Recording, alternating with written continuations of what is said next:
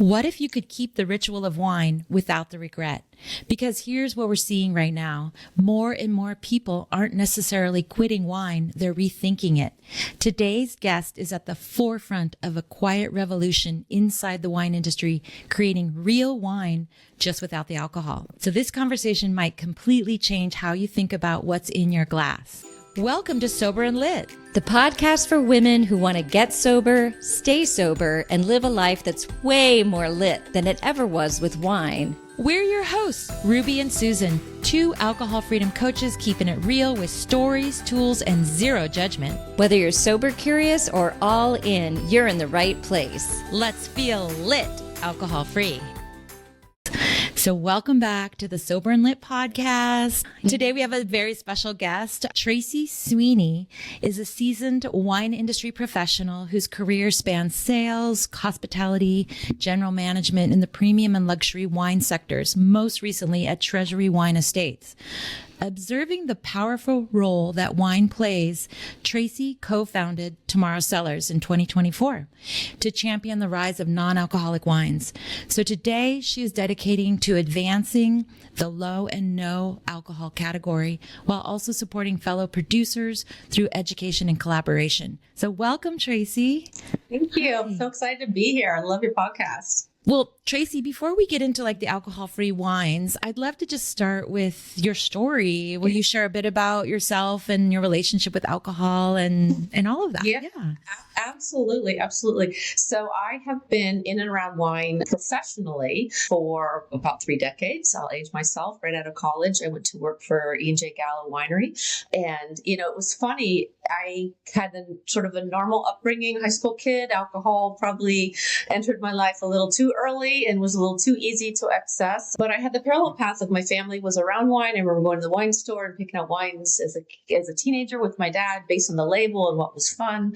So wine has always felt a little different in terms, so I kind of believed it was sort of outside that normal alcohol range, right? It was more sophisticated, all those things.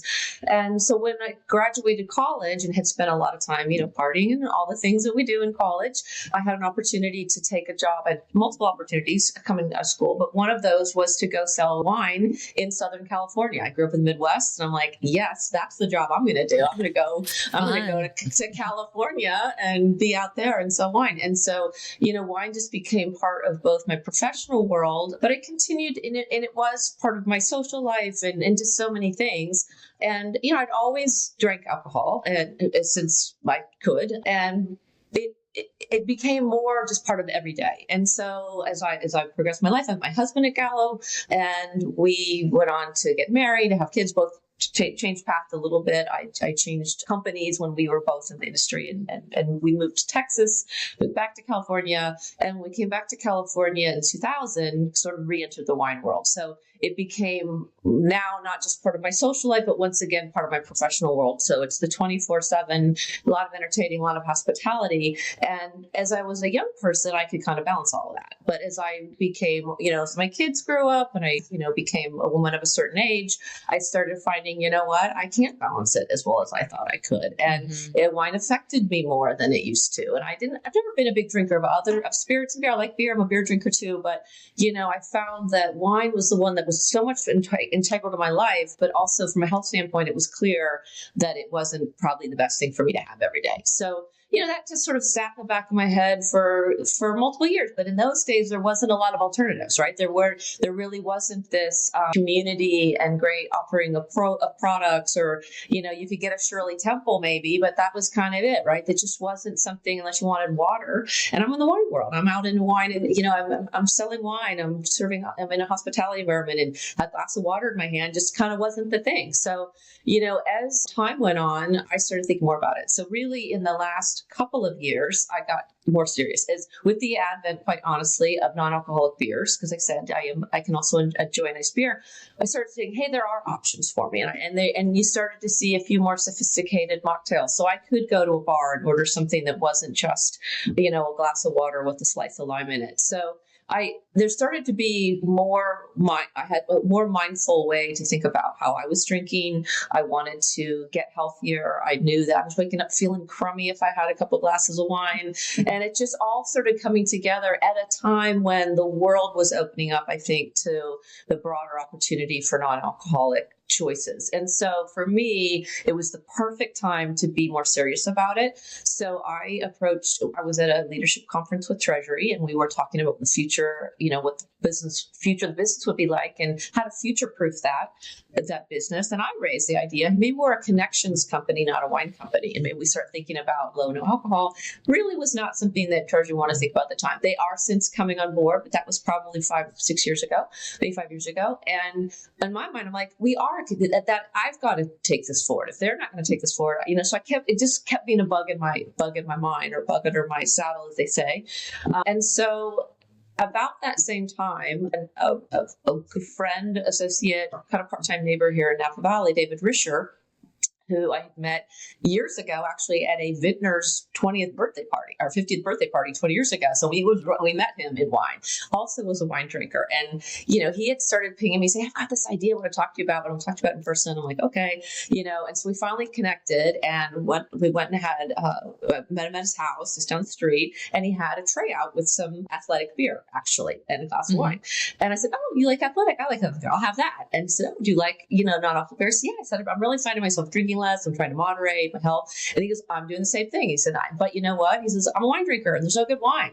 I said, yeah, they're hard. There aren't many good ones out there. And it's harder to do. It's more alcohol to begin with. It's a whole thing. I've been starting to look into it. And he said, well, I'd like to do one. I'd like to make one. And I said, oh, I could probably help you find that. He knows the wine. I said, I can probably connect you. I'll figure that out. He said, no, I want you to do it. I said, whoa. I've got a job. I've got a family. I've got, mortgage. But he really kept getting me excited about it. So we talked for about a year. That was kind of the year of 23. And then in the beginning of 2024, I said, you know what? I'm in. I'm all in. Let's do this thing. So I quit my corporate job. I'd been with Frederick for a long time. Big job. Jumped into the ocean and said, okay, let's figure this thing out. And initially we wanted to just raise the platform and say, hey, how do we help this category grow? David is also the CEO of Lyft. He wasn't at the time. He was on the board of directors of Lyft, the rideshare company. Yeah. So he has a big job. He's a busy guy. So he didn't have a lot of time for this, but he was super inspiring and said, okay, you got to run with this thing. I got a day job. So I said, well, now I don't have a day job. I quit that. So, all right, here we are. And we really soon figured out, rather than sort of do a platform or do a sales company, I said, we need to make a wine. That's how we're going to know how to do this. And we need to make a good one because that's what we want to drink. We need to do something we want. And if we can make something that we're going to enjoy with meal, with friends, other people are going to enjoy it. So that was the birth of Tomorrow. So I came up with the name. It's Tomorrow Cellars. You can't trademark Tomorrow, but we go by Tomorrow Wines, and set out on endeavoring to really make a good wine. I wanted to not do a lot of there's a lot of marketing brands out there that kind of go to big manufacturing kind of factory type places. We didn't do that. I went to some vintners I know that were making some wine under their own label that knew how to do this, sourced really good fruit, reached out to people that I trusted to help figure this out. And we launched our first 2 wines, the Rhone Blanc, which is a blend of Marsanne and Viognier. It's beautiful Rhone varietals, very aromatic. Specifically looked for grapes that were very flavorful. We knew would go through de-alking very nicely. And then we followed that really quickly with the sparkling wine, which has also the Marsanne base with a little bit of Sauvignon Blanc. And then about 6 months later, we were able to launch our first red wine, the red blend, which is just sold out like crazy because it's super good. And with that, I knew that people were putting bitters into non-alcoholic wines to make them a little more substantive. And I said, I want make a wine and someone go doctor it up at home. I'd like to figure that out. So we reached out to Ian Blessing, who is the founder of All the Bitter. It's a beautiful non-alcoholic bitter, all organic products. And he had been a sommelier at the French Laundry here in Napa Valley, so super knowledgeable. Yeah, great palate. And when the laundry closed during the pandemic, he and his wife Carly, he met her there. She was also a floor somm. She was pregnant and she couldn't drink. So kind of in solidarity, he stopped drinking and they never started again. And they said, but we can make these beautiful, started making cocktails for her, non-alcoholic cocktails, realized there was no non-alcoholic bitter. So he made one. And, it's kind of how, I think that's how a lot of these beautiful products are happening. If you want something for yourself, you can't find it. So, enjoy ingenuity is the best motivators and desire. So anyway, we reached out to Ian. He helped us on the red blend. So we've just a little dollop. I kind of Ian's little silver bullet in our red wine. So nothing else. We're working just Petite Syrah with this little dollop of his bespoke botanical extract that we put in there. So that's how the wines were born. They were born as non-alcoholic. We don't have a wine brand that is alcoholic. We were born to come into the world as a non-alcoholic wine. We are non-alcoholic. So alcohol removed is what the FDA calls us because we start as wine. And then we remove the wine. I am just so excited about your brand and what you represent, and your story is so relatable and inspiring, and kind of, I was like, yep, me too. Yep. Yeah. You know, we were talking before we clicked record that like, I found a couple of like sparkling, wines that were good. And I haven't, especially a red. And I've poured, as you sent us some samples. Thank you. And it's, you're welcome. And I haven't found like a red wine, alcohol removed or non-alcoholic wine that I really did like. And I love this. And I also tried the white, and Viognier was probably the wine I liked the most when I was drinking, alcoholic wines. Yeah. But a lot of people just think it's like grape juice, right? So what did your experience in the fine wine like? Yeah. Is it really like just grape juice, or tell us a little bit about, this process of how this works Absolutely. Well, let me address that kind of in two ways. So all wine is grape juice, right? It's all made from grapes. Right. I should say that there are other fruit wines out there and such, but what sets us apart from a verjus. So there are non-alcoholic beverages that are made from grapes that are not considered non-alcoholic wine. It's because we ferment. So we go through all of the same process to make a fine wine that a traditional wine, and I tend to say traditional wine, meaning with full strength wines, but we go through all the same steps. So we harvest, we select grapes. In our case, we're looking for varietal types that are very flavorful, that we believe have the ability to kind of go through, because stalking, there is, you are taking away. So you want to make sure that it's a very substantive, flavorful grape that's going to yield a beautiful wine at the end.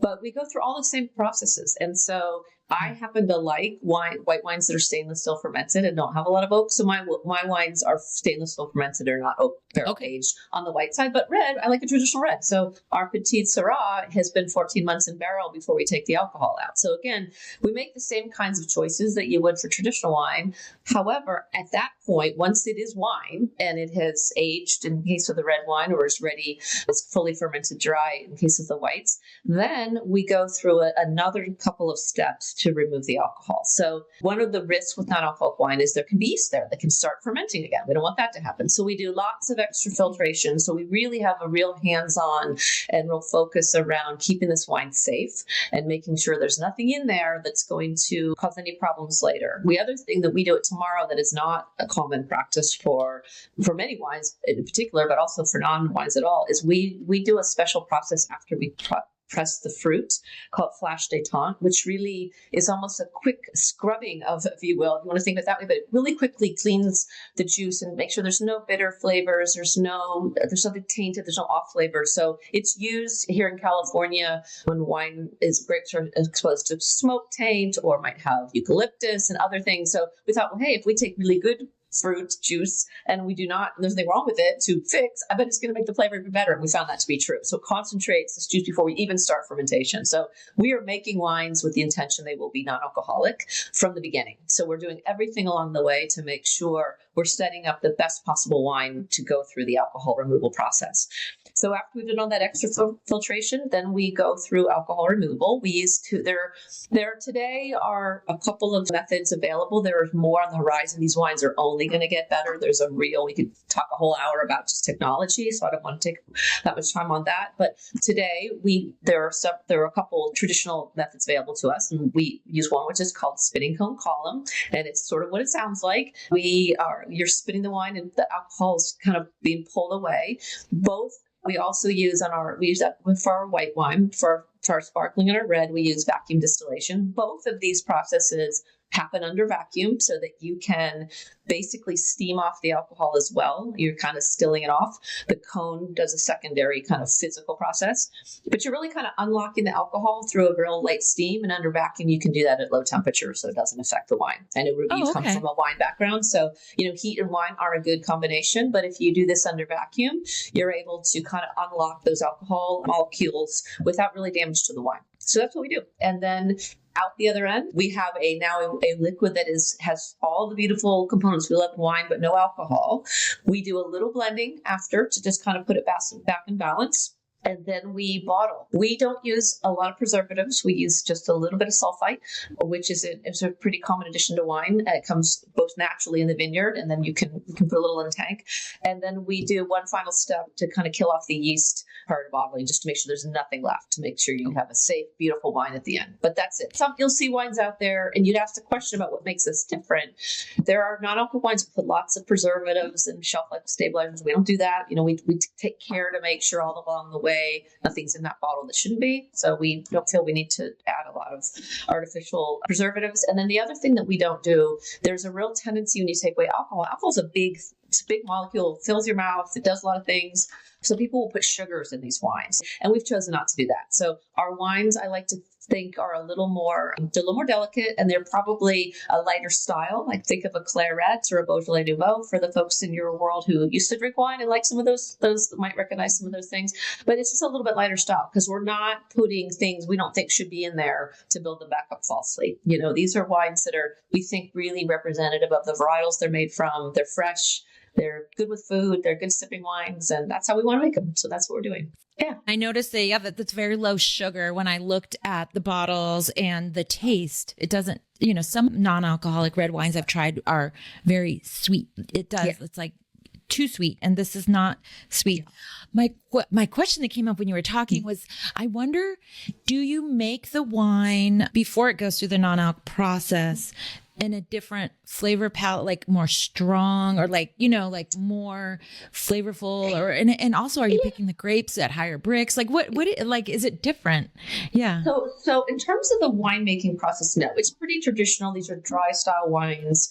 The differences are coming really in the decisions made earlier on. So the varietals that we're choosing. So yes, the Marsanne is almost, it has real tropical notes, and bottled on its own with the alcohol still there, you almost get a banana or, pineapples and some real heavy tropical notes. I think that some of that gets peeled away just a little bit. So we end up with this nice finished product that is the perfect balance, but not too tropical on its own. A lot of Marsannes in France are oaked pretty heavily. We don't do that. So again, the fact that we're selecting a very flavorful aromatic white wine that's perfect for where we are going with these wines, where they ultimately we know they're going to end up. I think the Flash du Temps makes a big difference too, to make sure there's no bitterness or off flavors, because when you lift, alcohol does a lot of things, it does a lot of bad things for us health-wise, right? But structurally in a wine, it fills your mouth.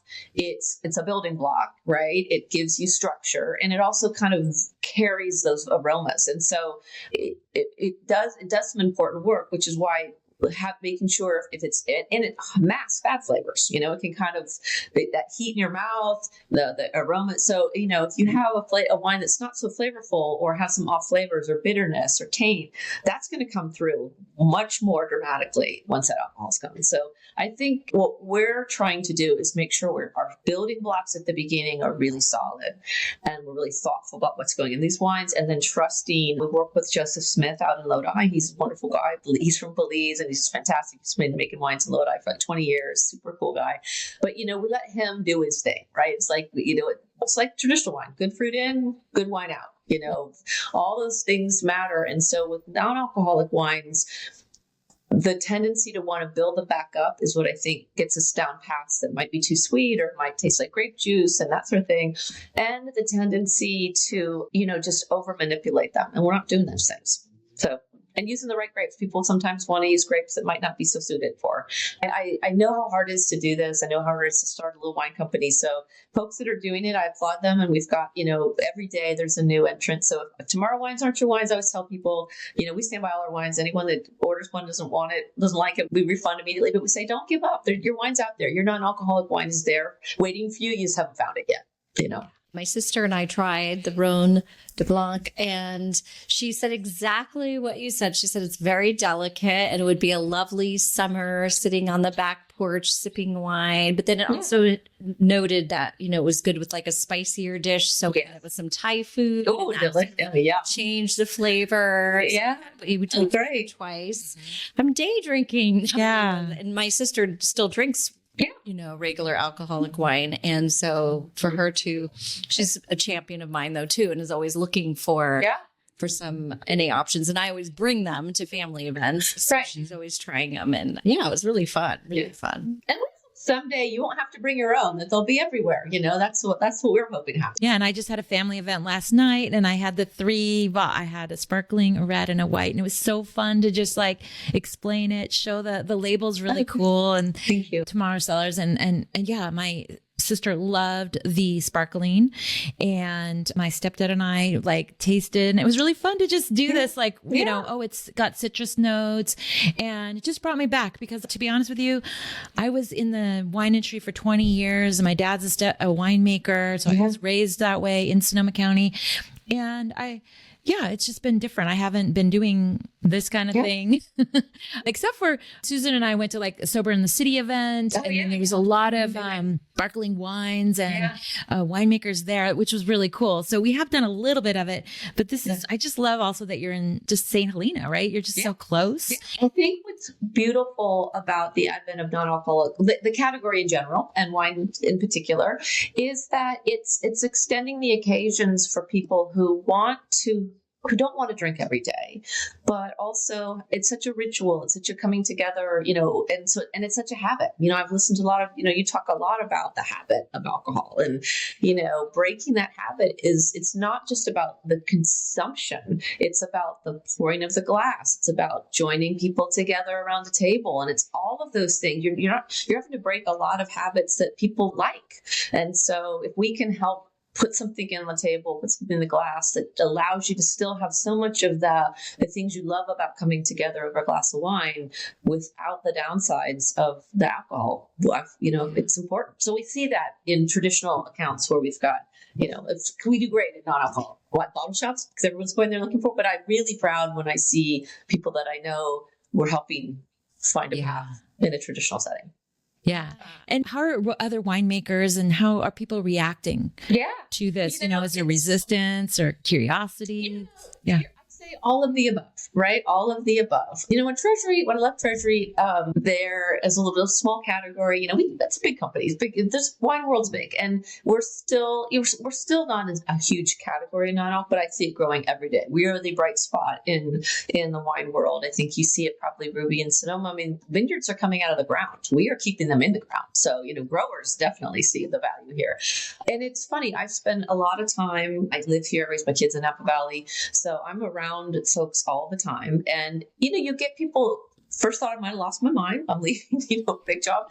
But I think once you get past that and they go, oh, I find myself wanting to drink a little bit less. Or I think that more and more wine companies are realizing they need to be in this category, and not just as to be taking, it's not like really an opportunistic situation, but more to keep they're seeing their customers are looking to moderate their own consumption. And I think if we don't offer them something, there's someone out, they're going to go drink Tomorrow Cellars, and they're going to leave, the brand they're with. So, you see more, I think over the next several years, you're going to see more of the companies start to offer. I actually have had coffee or lunch with 3 different CEOs of wine companies this week, all talking about this category, saying we know we need to be there, and asking me, Treasury, my old company keeps buying the wine quietly. I'm sure I'm sending it to their sensory department. I go, I deliver it just for kind of laugh. I say, guys, I'll just give you the wine. You don't have to deconstruct my wine. But, so they're all thinking about it. And I think that that's a good thing. They understand. And we like to think about this idea of optionality, that, in this continuum of wine, that can be full strength, that can be a 15% Napa Valley Cabernet, alcohol by volume, 15%, all the way down to zero, like we are, and everything in between. You're seeing a real growth in mid strength. You're seeing the ultra low, which is at under 3%. So you're seeing more and more choices. You still have to seek out good ones. It's still not ubiquitous. You don't just open a wine list and there's all your options, but it's happening every day. It's growing a little bit. And when I started this journey, when I made the decision to leave Treasury, the night before I was having dinner with Karen McNeil, who writes the Wine Bible. And Ruby, your family may know, Susan, your sister probably knows Karen McNeil's books. And she's, wine is all that's what she's written about her whole life. It's very much part of what she does. And, she was a little caught off guard. But the more we started talking, I said, Karen, I said, wine's been bringing people together for 10,000 years, and it will continue. This doesn't change that. It's not the alcohol in the glass. It's all the other things that we love about wine that brings people together. It's adding, right? Yeah. She's now so she's posted on her wine blog a couple of times, and she helped me figure out. We call our white a Rhone Blanc, not Marsanne. I love Marsanne. It's the great. And she goes, it's too geeky. No one knows what Marsanne is. Called something else. So I came up with the name Rhone Blanc because it's good. It's a Rhone varietal. So so you see people like that are so entrenched, all of a sudden saying, "Oh yeah, I get it now. I see what you're doing. I support it." And every day that I see more of that. There's naysayers. People get in your way of your journey all the time. That. I'm sure you speak to that quite a bit about on Sober Lit here. That people have to be committed to this journey because there's lots of friction along the path. But there are people helping you, and there are people that start to have that light go on that become allies. And so, just like in the sober community, there's allies. There are allies in what we're doing here. So. Yeah, well, I love that. Keep the ritual, ditch the alcohol. Yeah, that's what I say, and it works definitely works for some people because they're like, well, I don't know, how am I going to relax? I said, try doing exactly the same thing you did. Get your fancy glass, pour whatever. Yeah. Sometimes they start with sparkling water, and I noticed that myself. If I started with a sparkling water when I was experimenting, and everyone else was having their drink, once I had a drink in my hand, right. I didn't need it to be alcoholic. And people say the same thing. Oh, I get my mocktail. It's in my fancy glass. I sit on the couch and I do feel relaxed. It's the ritual of being together. Anytime I've ever, had the thought of, oh, I wish I was drinking, it was always because they didn't have an NA option to where I could join the party, because I don't want the alcohol. I just want to have this ritual, Yeah, exactly. Beautiful that we have more options now. Well, the challenge for us is education. The winemakers less so. It's the servers. It's the retail clerk. Right. I find we're really excited. We have our wines in some beautiful restaurants on both coasts. So we're here at Stanley Rancho Bears, or we're at Cavallo Point. Out at the East Coast, we're at Union Square Cafe, the Modern. But I'll go in and order my own wine, and the server will say, there's no alcohol in that, right? I'll say, yeah, I know, I make it, but I think to myself, I can say that back. I'm thinking that the next guest who comes in that, finds the wine, goes and, orders the glass. If they get that, oh, wait a minute, you're doing something that's weird, it's different. That worries me. So we try to do a lot of education so that people are comfortable saying someone's ordering this intentional. The wines are made with intention. Your guest is ordering it with intention, and good hospitality is making everyone feel welcome. And, that's what this is about. So that's still the part that's the hardest. No one questions you when you order decaf coffee. No one says, oh, there's no caffeine in that. They just say, great. So they give you what you want. And that's how we need this to be for wine. It's happened before. Yeah. There's no alcohol in that. And you're like, that's why I ordered it, or an A&A beer. Yeah. Exactly. So we're still working through that. Well, I'm really glad to hear that you're experiencing people that are embracing this, because it is really new. This whole NA movement is quite new. I actually in 2022 went to the Wine Expo. Okay, yeah. And I got a booth. An alcohol-free booth, and I was sharing that you winemakers, this is going to be $1 billion, the segment, the non-alcohol. And I was sharing, and people were looking at me like I was literally crazy person. And, as with anything, the more interest there are from consumers, the more winemakers start to make these wines, the more energy there is behind the technology, because that's expensive. And so you got to have, a market for it. So it takes things like our conversation today to people know this is here, and that it serves such a great purpose. I feel purpose driven around this. I get so many emails from customers thanking me that, their daughter's pregnant and they're having a baby shower for, now everybody can have the same thing, or, someone's going through cancer treatment, or someone is on a sobriety journey and feels like, they were always the person that they didn't go to the party, or they skipped the corporate event because they didn't know how they were going to handle it. And they're so happy that we're served at that hotel because they were at an event and, it was part of the menu. So there's so much good that can come out of it. If people just have an open mind and think we're all part of this conversation to, have a good life. So looking ahead, 5 to 10 years, where do you think this is going? And, I would really want to, since it's Tomorrow Cellars, what's tomorrow look like? I believe there'll come a time when this is like decaf coffee. It's just ubiquitous. You have to specify it's alcohol removed or non-alcoholic so you get what you want, right? Because they look the same, they smell the same, they taste the same. And so we can treat you what you want, but there won't be this stigma. And that's becoming, I think, every day less and less, where we have fewer experiences where someone says, oh, that's non-alcoholic, right? So I think some of those friction points are going to be lifted away. I believe that you will find good quality products and wine offerings and other in spirits and beer and all those things will be available certainly in every nice restaurant, in every cafe. I just was on a family trip to Ireland over the summer or this past summer, and Ireland, a place you would not think, but it is a drinking culture, right? We didn't go anywhere where there wasn't non-alcoholic Guinness on tap. It was Guinness, there was every wine, even little roadside pubs, I could get a glass of non-alcoholic white wine, which was, think it just really speaks to the fact that there is a tipping point at which it's everywhere and it's just normalized, and we're not here yet. The U.S. is behind. So I think as, globally and Paris is now supporting Wine Paris. Where would you think you were going to see a huge, category of non-alcoholic wines in Wine Paris, right? And so we are getting there. There is going to be this tipping point where it just is, right?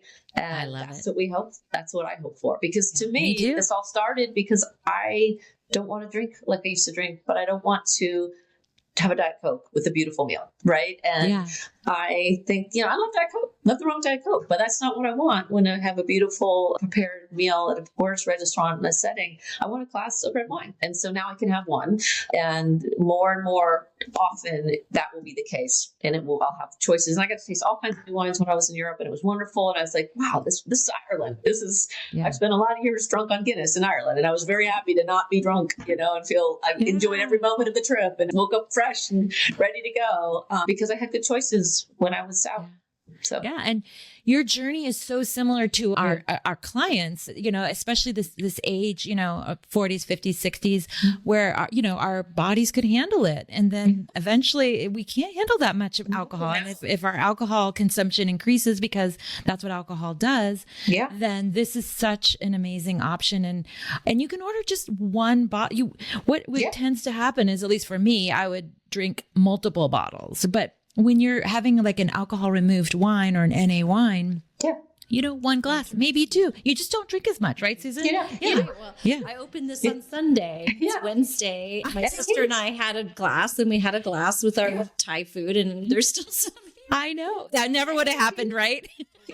No. It keeps, it's like wine, it keeps fresh for a couple of days. But, I think you're exactly right, is that alcohol just calls us back in, and as we get older, there's so many things. I know you have done such a great job on your podcast to share a lot of the physical impacts and the psychological impacts and all those things. And there's no way around it. It's not great for you. So, we are not disparaging of alcohol. I mean, I think that's really a personal choice, and people have to figure out their own relationship with alcohol. And it's, a little bit, it takes less to make you feel crummy than it did when you were 18. Exactly. And it doesn't matter which alcohol lane you're in, wine's no different. And so there's just too much of life to there's just too much to do. There's too much I want to do. There's too much to experience. I'm a mother of now young adults and grown-ups. They're in their 30s, and I don't want to miss a minute of it. I don't want to feel bad. I don't want to, miss every moment. But yet I also love to sit around the fire where just, I know you always what makes you lit. For me, it's going outside and sitting around and enjoying the outdoors. And I still love sitting around the fireplace with a glass of red wine. And now I can. That's perfect segue to the question that we ask at the end. We're like, it's time for our listeners' favorite part of the show, which is we always ask, so Tracy, what do you do in your life to feel lit without alcohol? Yeah, for me, it's the outdoors. And it's funny because that used to include alcohol. So, geek camp, we would have sit around and have a fire and have a glass of wine. And I just love being outdoors. If it's gardening, if it's hiking, if it's, we're very blessed to live in a beautiful place. I mean, Ruby and I are both on the West Coast, so we know that, we're gifted, but all across there's so many beautiful ways to be outdoors. For me, it's outside. And I get a little twitchy when I'm not. And, and it doesn't matter the weather. I mean, I like to ski. Actually, it was funny. This year I was in the Northeast a lot promoting for Dry January. Is a big, it's kind of our Super Bowl for selling non-alcohol wine. And I typically am skiing. I'm like, I kind of had to give that up. I had to give up something else I love for non-alcoholic. But then I got to do cool things in New York, and it was snowing. I got to see the city of the snow and all that. So that was fun. But just, being outside for me. And love it. I just alone with a group, doesn't matter. Just hearing the trees, hearing the wind in the trees, hearing the ocean, that kind of thing. Beautiful. Yeah. So we'll definitely post the links in our show notes, of course, where they can purchase Tomorrow Cellars. But where can they find you if they want to stay updated? All the usual places. Follow us on Instagram. We have a fun Instagram, and we also put lots of recipes and food pairings and, health and wellness ideas. And a lot of the questions you asked about how wines are made and what makes all that, you can find at Tomorrow Cellars. We have, and that feeds right into Facebook as well. So, but Instagram is kind of lead. We have our website is tomorrowcellars.com. We have some great blog information. Again, a lot of it's just fun stuff, but there's lots of good education there too. We're available in lots of great retailers on both coasts. We're sort of mostly on the coast right now, but shout out to the central part of the country too. We're at Orangeley, we're at Seshi, we're at Spirited Away, and Mike's Moonshine. I'm going to forget about. I don't want to miss anybody. Dry Humor out in Brooklyn, here Sunshine, and then we are on Amazon. David, my partner, had to find Amazon. Amazon's near and dear to our heart, and so we do sell on Amazon. The wine comes packed in its own box, which makes me a little crazy as a sustainable person. So we're working on that. So if you order from us, you will get probably extra packaging just to keep it safe because it's going with Prime and it'll toss right into the rest of your cart. So we get feedback on that. So we know that we'd like a little less packaging on the Amazon. We're working on that, but because we believe these are, we're farmers first, and we want to make sure that we're being respectful. Yeah. But I saw that all over your website, sustainable and yeah. So you That's can awesome. find it on Amazon, and it comes right the next day. Susan got hers through Amazon, so that's terrific. Yeah, but lots of retailers too. So, and then of course directly from us. So awesome.